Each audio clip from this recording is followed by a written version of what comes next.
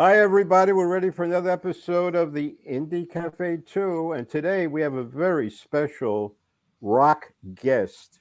And it's one of my favorite musicians, good buddy in my life, Steve Conte, who is major musician, singer, songwriter, producer, former lead guitarist of the New York Dolls, lead singer of Steve Conte NYC, and he has a new album out called Bronx Cheer, which we will talk about later. Right on. And so I want to start off. I'll give Steve a couple of words, and he will. Let's talk about his life, and then we're going to get into some albums, and of course, Bronx Cheer. So we'll start off. I'll give a couple of words, and then Steve, you follow up. Hudson River Rats. First of all, hi everybody. Yeah. How y'all doing? Hi Judith. Hi Patrick. Hi. Hi everybody How you out doing? there watching, listening in video land. Hudson River Rats. Wow. Okay, so you're going way back. Yeah, I'm starting with your life, sort of kind of thing. This you is know? my life. It's one of those. This is your life, Steve Conte things. Huh? Yeah. Rock and roll life. Yeah, rock and roll. So the Hudson River Rats was a blues band that I had started with my brother and harmonica player Rob Paparosi, who's an amazing harp player. And we had started in New Jersey. It was actually the rhythm section from Blood, Sweat, and Tears. My brother and I had been playing with Blood, Sweat, and Tears on tour. This was like the mid '80s. And drummer Tom DeFaria, keyboard player Glenn McClelland, and my brother and Rob, that was the band. And I spoke to my friend Jeff Kent, a producer here in Manhattan, and he had been wanting to do a blues night at one of the clubs and have like sort of a jam. And I had been talking to the guys in the Uptown Horns who told me they had a residency somewhere that lasted a while. And I thought, why don't we do that with this blues band? We can have the Uptown Horns play with us because we like to work with the horn section too. So we all ended up doing it at the Acme Bar and Grill there on Great Jones Street. And it lasted for 2 years, and it was amazing. We spent 2 years there at the Under Acme. And then we went to a place called US Blues, and then to the Lone Star Roadhouse after that. And then my brother and I had gotten a record deal for our band, Company of Wolves, so we left the band. But in those 2 years, it really built a lot of momentum and kind of got my foot in the door with the whole studio scene in New York. And a lot of players actually became aware of my brother and I. So we had Will Lee would come down and jam all the time. Oh, wow. And, my brother, he had been a hero, my brother and I. We had all those records from the 24th Street Band and all those Fusion Record Brothers and stuff. Yeah. Lou Marini would come down and, just the stars that would come down. Phoebe Snow was a regular. She was my vocal mentor and a really good friend. She brought Carole King down, Cyndi Lauper, Julian Lennon, Willie DeVille, David Johansen when he was Buster, David Clayton Thomas from Blood, Sweat, and Tears came. I mean, everybody, they did a piece on Channel 2 News about us, or maybe it's Channel 4. And the next one I'm going to bring up is Company of Wolves. Yeah, well, there you go. That segues right in. So during that stint there at the Under Acme, one of the singers that came down, we used to we'd have singers come and rehearse with us at the sound check in the afternoon, and then if they were good, we'd have them on the show. And this guy Keith Brewer came down on recommendation of my friend Jeff Kent, who was the producer of the show and the MC. And he kept telling me about this guy, and he said, you guys would write really good songs together. So Keith came down and sang, and sure enough, I liked the guy, I liked his voice, and a week later he came up and we wrote 2 songs together that first day, and they were our second single and third single from the Company of Wolves album. They ended up being, We wrote like 6 songs in probably a couple of weeks, and we thought, hey man, we should start a band, you know. Wow. And I was like, I know a bass player, my brother, and he's like, I know a drummer, Frankie LaRocca, who was with Atlantic Records at the time. He was like an A&R guy, but he had played with Bryan Adams and John Waite and Scandal and David Johansen group and everything. So we all gelled together. We got together and played, and it sounded really great. It was kind of like almost like a Cheap Trick kind of vibe, because Frankie had that kind of Bunny Carlos fat groove, and we all loved the same music, the Who and Stones and Beatles, early Aerosmith, you know. And within probably, let's see, I think we played not very many gigs, like maybe 20 gigs in and around New York and Philly and Jersey. And then we got a manager, Larry Mazer, who managed Kiss and Cinderella. And he brought a bunch of labels down to see us, and we got probably 3 or 4 offers. It was kind of like the days of bidding wars, you know? Yeah. And I think it was Capitol and a couple other labels. And we ended up going with Mercury because Larry had Cinderella and Kiss on Mercury, and we thought, he's got a relationship there. It's the same A&R guy. I mean, in retrospect, it might have been the worst thing that we could have done, was go where he was already, had bands. Maybe we should have gone somewhere else, but it is what it is. What's done is done. And we did we had a debut album there on Mercury Records in 1990. Got great airplay throughout the nation. We toured extensively around the U.S. We'd never made it to Europe, but we actually went out on tour, believe it or not. We started our tour in arenas with, you ready for this? Richard Marx. Wow. We opened for Richard Marx, which was the weirdest thing. It was like, here's this rowdy New York rock and roll band, loud and jeans and, leather jackets and, scraggly hair, opening for perfect hair, Richard Marx, singing his ballads. He gave us like this much of the stage, and, a couple of times we went up like where we weren't supposed to go, and we got scolded. Well, I actually like Richard Marx now. I follow him on Twitter, and we interact sometimes. He's got a great sense of humor. I mean, you have to. So the next one I'm going to mention, like James Blunt also has a great sense of humor, because he has to. People take the piss out of him. Yeah. So now we're going to go into Crown Jewels. Okay, so after Company of Wolves, well, what happened with the Wolves was we did a second record for Mercury, and the timing couldn't have been worse. As it was, the label had no president during our whole first record, so it was amazing we even got the coverage that we did. But we had a really good team of radio people and press people, so they were good. They just didn't have there was no head, there was no president. The label, making the big overall plan for us, So when a new president came in on our second record, it happened. It was a perfect storm. Seattle happened, and everyone was flocking to Seattle to sign, flanneled, bearded, short-panted, Doc Marten guys on heroin, and they didn't want to know anything about a New York rock and roll band. So we tried to get the record picked up by another label, but I guess it had too much financial attachment to it, because Mercury wanted to get bought out. They had given us an advance for the publishing and to make the record, and we spent everything, of course. So so we never got re-signed, and I'd always been a lead singer, and I wanted to get my stuff out there. So we started Crown Jewels. My brother and Keith, the singer, moved over and started his solo career, and we started our band Crown Jewels, and put out a bunch of records on our own label. Mm-hmm. throughout the 90s.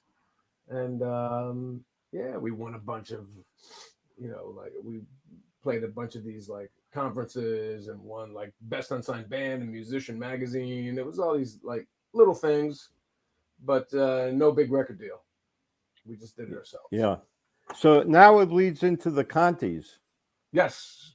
Well, after doing 2 or 3 albums on our own as Crown Jewels, we're like, why are we hiding behind a band name? Let's just put it out there who we are, And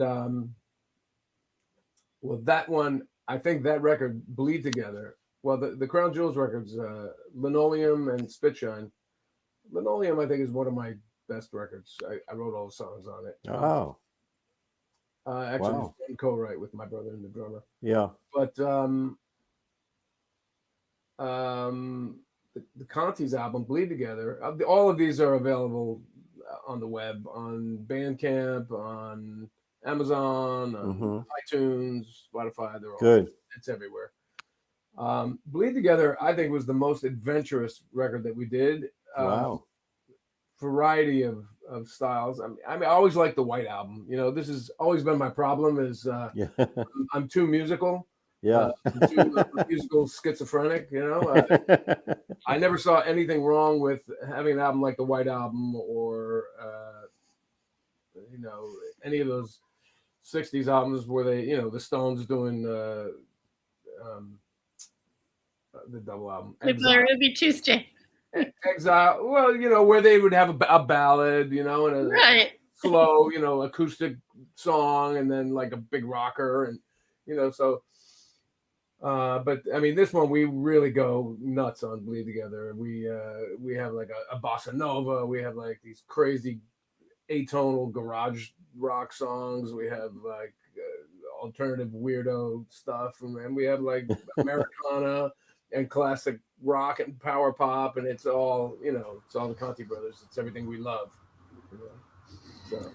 So that's cool. So now we're going to bring in one of the famous groups of all time, the New York Dolls, which, by the way, the Rock and Roll Hall of Fame is voting on now to be inducted.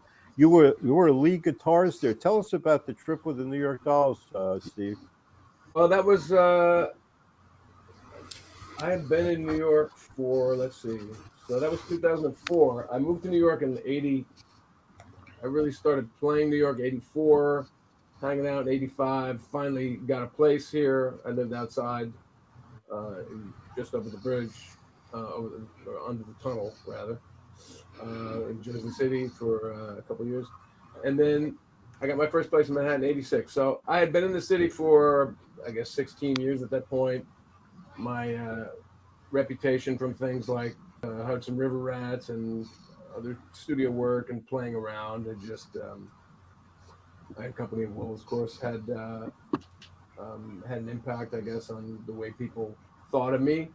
And David Johansen had gotten this offer from Morrissey to put the Dolls back together. Mm-hmm. For some reason, he never did all of those 30 years between 1975 and 2004. And for some reason, he did this time. He told Morrissey, "Okay, I'll do it." And he started asking people who he respected, other guitar players, "I'm going to put the Dolls back together. Who should I call?" Mm-hmm. And everybody told him the same thing. They said, "Oh, call Conte. Don't call anyone else. He's the guy. He looks right. He's got the right guitars, the right attitude, the right feel, the right look. Big nose, big hair. Italian." So he thought I would be a good, to take over the place of Johnny Thunders, who I never really, was a disciple of or anything, or not even really a fan of. I really didn't know his stuff until I joined the band. Right. I had That's interesting. I had Too Much Too Soon. I had that CD because when we were on Mercury, the Dolls were on Mercury. Yeah. And one of the first things, you do when you go up to the record company office is they go, "Oh, go to our supply closet," and, take it. And we're like, CDs, and all the Chess records, the Disley and the Wolf and the Chuck Berry and everything. And then And then we're going through like individual CDs. We're like, oh, New York Dolls. Okay, I never had that one. So I had that one album, Too Much Too Soon. And I remember seeing them on like in concert or Don Kirshner's rock concert or something when I was a kid. And but I was more into the players. I was more into Jeff Beck and Hendrix and Jimmy Page. Yeah. No, I wasn't into the garage thing at that point. Yeah. I wanted to be good, and so I had to. It was kind of a learning curve of like figuring out what parts of my musician brain to like leave outside the door. You know what I mean? Yeah. And it took I think probably by the time we made the first record, I had it together. But the first shows at Royal Festival Hall were, I was still using cheat sheets on the floor. If I look at the DVD that came out, especially on Frankenstein, because that song is so long and it's got so many weird Right. parts that I had like 3 pages going across the stage. One part will happen. Oh, it happened 6 times in the first verse, and then it happened 7 times in the third verse, and then 8 times in the fourth verse, and so there's all these crazy things in the arrangement, and we played it exactly like the record. So, but at the end of the first show, because we rehearsed with Arthur Kane, and I walked into the rehearsal at first rehearsal at Euphoria Studios in New York, and there was Arthur Kane and Sylvain, and Wow. it felt like I'd known them my whole life. It's just beautiful guys, Yeah. And of course, I had met David because I had lunch with him. That's when he gave me the gig. He never even heard me play. He just met me and heard my reputation and just offered me the gig. So we rehearsed a bunch with Arthur and Syl, a bunch, 2 times. Never wanted to rehearse too much. And then we went over to England and we did. We had our drummer Brian Delaney, who was in the Dolls, made the records with us and toured. But for this show, Morrissey wanted his pal Gary Powell routines up drums. So after all the rehearsing, we went over there and we played the whole show with a guy we'd never even met before, which was, yourself in the foot much. But he did all right, and we, it was just we didn't have that much time to rehearse with him. We had one day to rehearse like 20 songs because besides the Dolls 2 albums, we had covers that we did. We did some Janis Joplin, we did some old blues, and after the first show, I remember we're walking off stage and David puts his arm around me. He goes, "So what do you think, Stevie?" And wow, well, there's a lot of train wrecks up there because he had a musical director, this guy Brian Coonan, who worked with him with Buster. And he was actually a guitar player, but he was on piano, and he would be cueing the ending one way, and Sylvain would be it's my band, I'm gonna cue it this way, So the 2 guys were cueing the endings of songs completely different, and you can see on the DVD it's just a mess. Oh, wow. Beautiful mess. And all I knew was, up to this point, all my gigs in New York had been like, be professional, know your stuff, and don't screw up. And and I said, "So David, yeah, man, there's a lot of train wrecks." He goes, "Hey, it's what they expect. It's the Dolls." Oh, okay, I get it. So from then on, I knew what the gig was. The gig was like seat of the pants, like just barely, keeping it together, and that's kind of probably what the Dolls were famous for and why it was so exciting to see them back then, because like who's gonna fall off the stage, who's who's drunk to play, but it was a great experience, and I loved making those 2 records and writing songs with Sylvain and David, and it's kind of a rare thing that very few, especially New Yorkers, can like just step into a band like that, because really, how many rock bands are from New York? Yeah. Not many. Kiss, Right. the Spin Doctors, the Vanilla Fudge. I mean, who? Right. Who else? Yeah. You know, they're in all this history. I mean, besides, you know, the thousands of bands that never made it. You know, bands that like made it big. Actually, the Rascals. I mean, you can probably count them on one hand. Madonna. You know, I mean, there's not that many rock bands that you could just with a name that you could just step into. The guitar player died, and right. That's right. when they get back together, they can't call him. You know. Yeah. So That's a big thing. Yeah. yeah. So after the Dolls, you get into, I know, a big person here like Peter Wolf. Tell us about Peter. I love Peter. Yeah, I didn't do too much with him, but you know, he had been my hero since one of the first bands that I got into as a kid was the Jay Giles band, and it was around the time I first started playing guitar. It was probably when I started guitar. I was a drummer first, and I picked up my brother's guitar when I was 11, and by the time I was 13, I was getting pretty good. I could play lead. I learned Chuck Berry, Johnny B. Good, my first solo. And so from there, you know, I kind of taught myself around the neck. You know, I figured everything out. And Jay Giles himself, the guitar player, was so simple, and he was kind of a textbook on like rock R&B. So in all my early like high school, you know, bands that we played, teen centers and dances, high school dances and stuff, swing clubs, we did a ton of Jay Giles. And so Peter was like one of my heroes. I used to sing. I was always the lead singer. So I do you want to dance? Yeah. You know. And so my brother, you know, another one of these connections from the Hudson River Rats, you know, we'd have all these like session guys that would come down. And this guy, Kenny White, piano player, heard about us. He would come down and sit in with us. He ended up being the producer on Peter Wolf, a bunch of Peter Wolf records. And he called my brother to make this record, Fool's Parade, in 1999. And I said, oh, I can't believe you're playing with Wolf, man. I said to my brother, John. He said, yeah, stop by the studio. We're recording over at, I think it was Sear Sound, which is on the west side. And he goes, yeah, just, you know, stop in and say hi. So I came over there. Maybe I pretended to, like, bring him some mail or something, you know. Like, oh, here you go, John. There's a mail you wanted me to bring you, you know. And we're all sitting there in the lounge, and someone shoves the guitar into my hand, and, you know, Peter comes out, and, you know, they introduced me to him. Great guy, you know, right away. And someone shoves the guitar in my hand, and he starts singing something. I just start following him.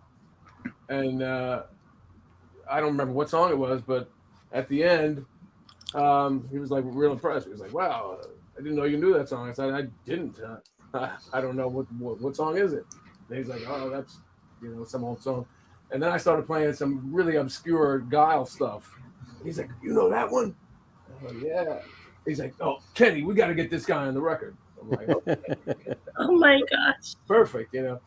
That was my evil plan all along, you know, or I was hoping at least, you know, go to the studio to meet Peter. I didn't think they were going to say, come and play on the record. So the next day, I'm in the studio playing guitar and singing background on Fool's Parade.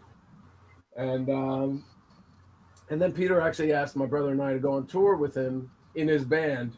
And this is right when we had started the Crown Jewels, and we were like, well, you know, Pete, we'd love to, but why don't you just have our band open up for you? And he didn't like that. He didn't like that idea too much. So we lost our chance to play in Peter's band. Wow. But then, you know, another weird thing was I was playing a private party at Jan Wenner's house. You know, Oh, wow. And one of the guests at the party was Peter Wolf. Wow. And he jumped up on stage. He was like, Steve, oh, Peter, what do you want to play? And we did Love Stinks, and it was amazing. Wow. And yeah, and you know, I see him once in a while. I saw him. I've run into him a bunch of times, and we email once in a while and shout out, you know, on social media. He's a great guy. Oh, that's great. So, and the next part, I'm going to preface with a little story. We're going to talk about Michael Monroe, which you've done a lot of work with, Hanoi Rocks. But I went down to John Varvatos, and Steve was playing with Michael Monroe in the band. And I remember this. It's a very great story. And I'm listening to them, and the place is loud, and there's tons of people. And Dick Manitoba of the Dictators comes by, and he says, Spencer, this group is really loud. And I couldn't believe he said that, because if you know the Dictators, they are a loud and raucous group. Oh yeah. And it was a great, great evening. I remember for me, it was a great evening. And you played Knock Your Socks Off and the Roof Off the House that night, Steve. Oh, thank you. So tell me about the experience with Michael Monroe, because you've done a lot of albums with him, right? Yeah, well, towards the end of the Dolls, Sammy Yaffa, the bass player who was with the Dolls, he was also in Hanoi Rocks with Michael from 1980, whatever, two, I guess they started, or maybe earlier. So he had rekindled his friendship with Michael. Actually, the Dolls played in Michael's hometown of Turku in Finland when we were on tour in Europe and Finland. And Michael came up and sat in on saxophone with us. And I met Michael that night. That was 2009. And I guess from that night, Michael and Sammy reconnected, and they started like formulating this plan to make a new band together. And at first they had like another guitar player, and the way it happened was like 2010, the Dolls weren't working a lot, and I needed to work. I just had a kid. And so they called, and Sammy said, "Hey, we need a guitar player. You want to do some gigs?" And I said, "Yeah, sure, man. You know, that's what I do. Have a guitar, we'll travel." So I went out to LA, and I guess it was an audition, but not really, because I had the gig if I wanted it. I mean, at least had the gig for that run of gigs. Yeah. We rehearsed, and then we played the Finnish Embassy, and we played a club in San Francisco. We played a club in San Diego. We played a club in Vegas, and then we went to South by Southwest and did 2 shows there. So I guess if I had sucked and they had to fire me, that would have been a drag. But they liked me and wanted me to stick around, and so it started out just like that, just gigs, and then we made a live record. We went to Finland and played the Tavastia Club, which is like the kind of the Webster Hall or the Ritz or whatever of Helsinki. I mean, it's been around since the 50s, like jazz guys, Miles there, a very famous club. And so we played there, and the show was recorded. And it was basically Hanoi Rock songs, Michael solo songs, and a band that he and Sammy had called Demolition 23, their songs. So it was all like pre-existing material. It was a live record called Another Night in the Sun. We did that record, and within like a month or two after that, we started writing songs together, and we put out a new record in the fall of 2010, and that was when Ginger was in the band, Ginger from the Wild Hearts. Mm-hmm. And then Ginger left right after that record came out, and then he had written most of the songs on that first album, or a lot of it, because he was in the band before me. So when I showed up, there was already a lot of the songs were written already. But I had some stuff on there too on the first album, Century Open. And then the second album, they were like, "Oh no, Ginger's gone. Who's going to write songs?" I was like, "Hello, I'm in the back over here." So Horns and Halos was the second Michael album, and I wrote probably 90% of all the lyrics and melodies that Michael sang on that record, and some songs were 100% mine that I brought in, and a lot of them were co-writes with Dragan, with the new guitar player from the Helicopters and Backyard Babies. He brought in some riffs. I made them into songs. Sammy brought in some riffs. I made them into songs. And then Dragan left about a few months after that record was out. So we were kind of in this weird cycle of, famous guitar player from another famous band comes, joins for 6 months, makes the record and splits, and then we got Rich Jones, and well, he was from his own band Black Halos, but I guess they weren't as active as the Wild Hearts or the Backyard Babies or Helicopters. So Rich has stuck around ever since. It's been, God, I don't know, 8 years. I've been playing with Michael 11 years now. We've made Wow. 4 studio records and 1 live. Just recorded a new one. Yeah, so with Rich, we did Blackout States, and then we did One Man Gang, which unfortunately happened right at the start of, I think we maybe toured on it for a month or 2, and then COVID happened, and we all had to go home and sit in our houses for 2 years. Yeah, I love the intensity of the group, and it felt like you really fit in well with this group. Is that right? You know what I'm saying? Yeah, I mean, it's rougher than the Dolls. I mean, it's more high energy than the Dolls. Yeah, The Dolls was more like could be sort of a 60s blues groove, like garage, soul kind of thing. Yeah. You could do a boogaloo groove with the Dolls, which you can't do with Michael. Everything's got to be ga. Everything's got to be Ramones, right? Dead Boys, like Heartbreakers, Pistols, right? Clash, nothing real groovy and funky. It's pretty intense. So but coming from the Dolls, it was, and I like a lot of heavier stuff too. Yeah, probably more on the blues rock side than the punk rock side, but I've learned to love both, and I do. And so yeah, it's been 11 years. That's incredible. 11 years is 11 years.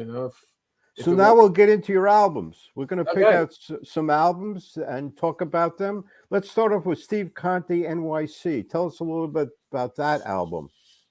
So that happened right at the beginning when the Dolls were starting to do their comeback album. It was actually right after that because I remember the way that Jack Douglas had set up my amps to record with the Dolls. I love the way that recording session went for the One Day It Will Please Us album. I played everything live.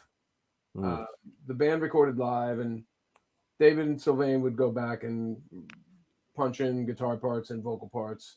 But the band, pretty much me and Brian Delaney, the drummer, and Sammy, unless someone made a glaring mistake, our parts were live, and even my solos. I played rhythm. I had my Marshall amp, my Vox amp, AC30, and an Ampeg with tremolo on it, like for like a surf kind of thing. And I had all 3 amps. They were mic'd up, and that's the way we did it. And I played rhythm, and then when I went to play a solo, I stepped on a pedal. I played the solo, and I clicked the pedal off and went back to rhythm. And so I wanted to make a record like that of my own, because I had only made, more, I won't say careful records, but, I overdubbed my solos. I made sure that, everything was perfect. I wanted to have a real live, seat of the pants kind of rock and roll band. And that's what I found these guys. Actually, the bass player, Lee Kostrinsky, was my guitar student in New Jersey back when he was 15 and I was 18, I think. And I ran into him on the street one day and I said, "Hey man, wow, it's been a long time. What are you doing?" He's like, "I'm playing bass these days." I said, "Really?" Because I'm starting a new band and I need a bass player.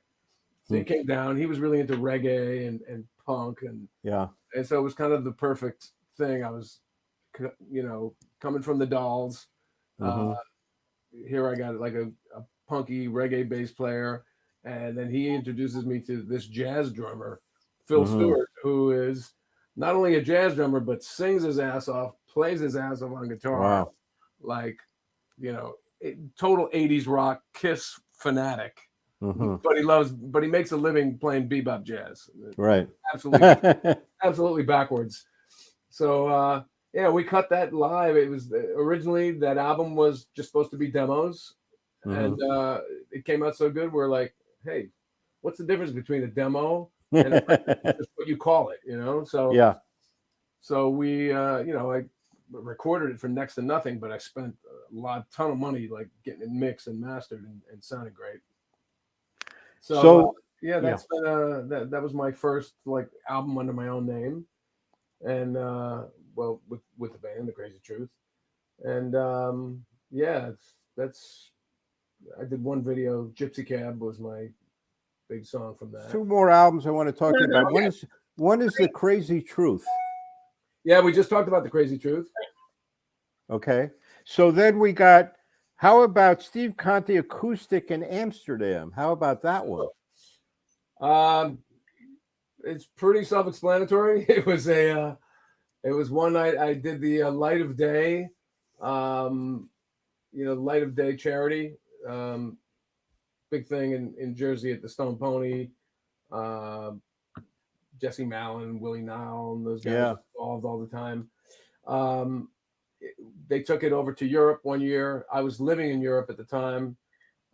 We played Amsterdam, we played Belgium, we played Sweden, and there was one night in Amsterdam. It was recorded, and that's the record that you hear there. So let's talk about Bronx Cheer, your newest album. Let's talk about that a little bit. Okay. So that was recorded in just before the pandemic. We started it 2019 September, out at Atomic Sound in Brooklyn. Charlie Drayton was the drummer, my good friend, neighbor, and one of the greatest drummers in the world, I believe. He was with Keith Richards' Expensive Winos, the Vinyls, B-52s, Love Shack. He's on so many hit records, Replacements, and he's just a groove master. Yeah. Between him and my brother, and me as the rhythm section, we managed to make all these crazy songs fit together and sound like the same band. I mean, there's old school kind of R&B, blues, gospel-y kind of stuff, and then it goes all the way from there to like super fast punk rock, Right. And it's a like great album, power pop, and everything in between. But it all works because it's the same band, and we all play with the same attitude. And I got some nice special guests, Chris Spedding from Robert Gordon and Brian Ferry and everybody. Yeah, you got Willie Nile on there. You got Willie James Nile. Maddock. You got Jesse Malin. You got a great crew with the others. Spedding I've always loved. Chris Spedding I've always loved. Yeah. One of the great ones. So this album, it has great production. It's one to buy. I love it. Judith loves it. I know Patrick loves it. It's a really phenomenal album. It is. We want to give you I know you have to go. I think Spencer's not understanding you. I have 2 kids myself, so I understand when you got to go see your kids in a show, you got to go. But I just want to say that Bronx Cheer, I wanted to ask you so many things about it, and maybe another time you can come back. But I just want to give it a 5 stars out of 5 stars. Thank you. It's phenomenal. It's really, and as Spencer knows, I'm really, really very particular, picky about what I listen to. And I will just end it with one thing.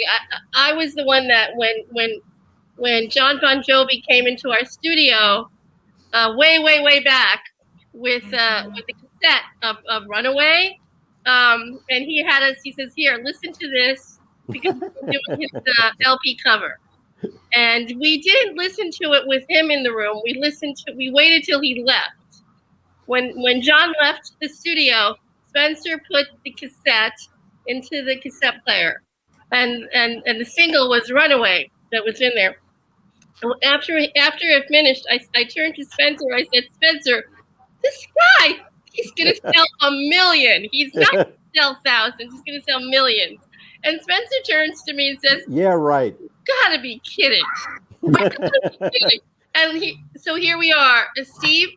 It was phenomenal. I'm telling you that. I am surprised that you're not selling millions on that one. Well, the record business is a whole different animal these days. It is. It is. I got into it. You could actually think about, making a living, as a recording artist. Then hopefully, you make your money on T-shirts and touring. I know. Right. But it's Yeah. such a creative, such a an amazing work that I know you. Yeah, I think you built yourself up, Steve, to this album.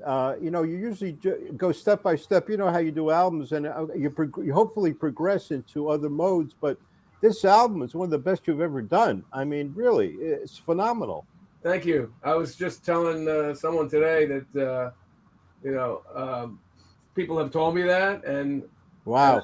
I think, well, yeah, if I start making albums that are worse than the last one, then it's time to quit. Because I mean, look at the Beatles. I think they went out just at the right time, with Let It Be. You know what I mean? Because I mean, they kept topping themselves, like Revolver and then Pepper. Well, the Magical Mystery Tour, that kind of went a little weird, but the White Album, and then Abbey Road, just phenomenal, all the way to the end. Right. Well, what makes this show really incredible is the next month we're going to have Willie Nile on, so we're going from one person to the other, and we're looking forward to that. And Steve, it was such a pleasure to have you on. Thank you so much for your time. Honored. Yeah, thank you. I'm really sorry. And I love you, man. You're one of my favorite bros. You know that through life. You know that. Thank you. No, don't apologize because. Yeah, I'm just sorry. I have to run and make this. No, do it. I think we got it all there, Steve. We got it all there, I believe. Let's do it again. We can talk about the songs on Bronx Cheer and whatever. Yeah, bring it back. I'll bring it back. Yeah, and the album cover too. Interested in how that came about. Oh yes, that's got a whole story behind it. I bet.